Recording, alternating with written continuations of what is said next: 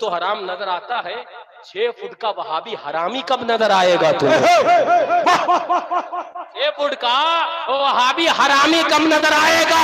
میں نے کہا سنو سنو، اعلیٰ حضرت فرما گئے کہ یہ جو کچھ کرتے ہیں پیشے خود محبت محبوبان خدا کی نیت سے کرتے ہیں، تو اے مولوی، اے اپنے آپ کو پیر کہلانے والا، اپنی نیت اپنے پاس رکھ۔ ان حسینیوں کی نیت کیا ہے یہ ہمیں بریلی کے امام بتا گئے۔ واہ واہ واہ، نہ زنہار قلب پہ حکم روا، نہ زنہار قلب پہ حکم روا، اور نہ بدگمانی مسلمانوں پر جائز ہے۔ جی بدگمانی کہتے جائے، اعلیٰ حضرت نے کتنے میٹھے انداز میں، کتنے پیارے انداز میں فرمایا، جو کچھ کرتے ہیں۔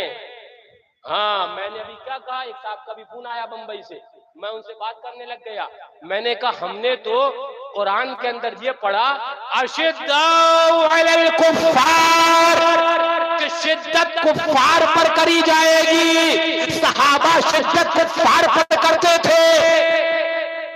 ہاں مسائل کے اندر اگر کوئی ہمارا سنی بھائی دائیں بائیں ہے، ہم اس کا ہاتھ چوم کر، اس کا ماتھا چوم کر بتائیں گے بابو یہ غلط ہے، اس کو صحیح کر لو، بابو یہ غلط ہے۔ لیکن اگر سنی ہے تو ہمارا ہے۔ کون ہوتا ہے کسی سنی کو یزیدی بنانے والا؟ واہ کون ہوتا ہے؟ جو سنی ہے وہ ہمارا ہے۔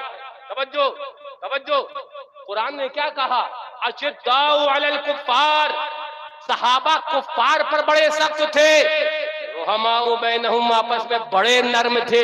لیکن مولویوں نے ایک نیا مسلک گڑھا، جو انہوں نے ان کا کام کرنے والا نہیں تھا، سیٹھ صاحب ناراض ہو جاتے،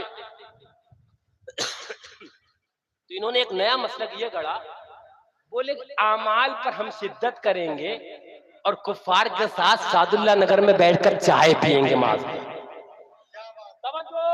توجہ، میں نے کہا سن ظالم، یہ تیرا خود ساختہ اپنا بنایا مسلک ہوگا اعلیٰ حضرت کا، لیکن میرے اعلیٰ حضرت کا سچا مسلک یہ ہے کہ کفار پر سختی اور آپس میں نرمی کری جائے۔ زندہ باد۔ اعمال پر نرمی سے سمجھایا جائے گا نا، محبت سے بتایا جائے گا نا، کفار کے اوپر بولنے والا نہیں ہے، وہابیوں کے اوپر کوئی بات کرنے والا نہیں ہے۔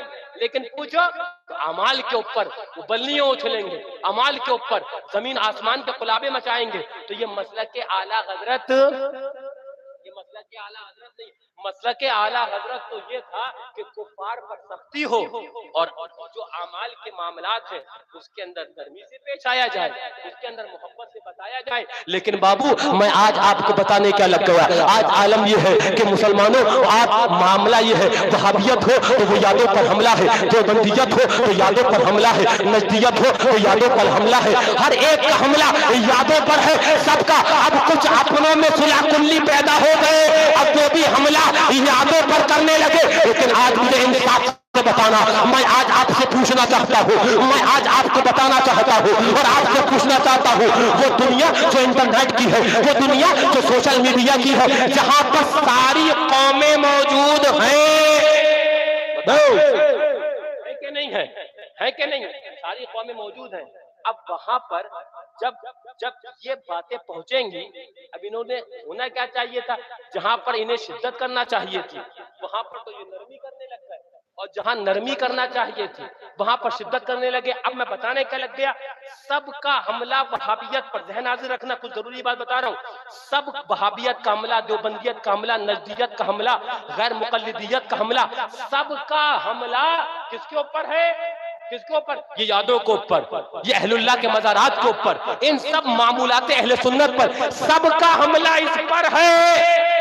اب کچھ مولوی اپنے آپ کو کہلانے والے ہوتے اور وہ بھی اسی پر حملہ شروع کر دے تو اب کیا جائے گا؟ ایک عام سیدھا سادہ مسلمان، وہ میسج تو یہ جائے گا نا کہ وہ وہابی تو صحیح کہہ رہا تھا، نعوذ باللہ، دیوبندی تو صحیح کہہ رہا تھا، وہ بھی یہ کہہ رہا تھا یہ چیزیں غلط، اور یہ بھی یہ کہہ رہے ہیں یہ چیزیں غلط، تو ان میں فرق کیا بچا؟ سنو مسلمانوں، جو اعمال کے معاملات ہیں ہم اپنے بھائیوں کو محبت کے ساتھ سمجھائیں گے، بتائیں نشہ ناجائز ہے، لیکن سنو یہ ضرور کہیں گے کہ بابو قبیلہ حسین نہیں بین ہونا چاہیے، امام علی مقام کا ذکر بند نہیں ہونا چاہیے، تذکرے ہوتے رہنا چاہیے، اس لیے کہ حسین اعظم کی یاد جس گاؤں سے ختم ہوئی ہے، ہم نے یہ دیکھا اس گاؤں سے سنیت ختم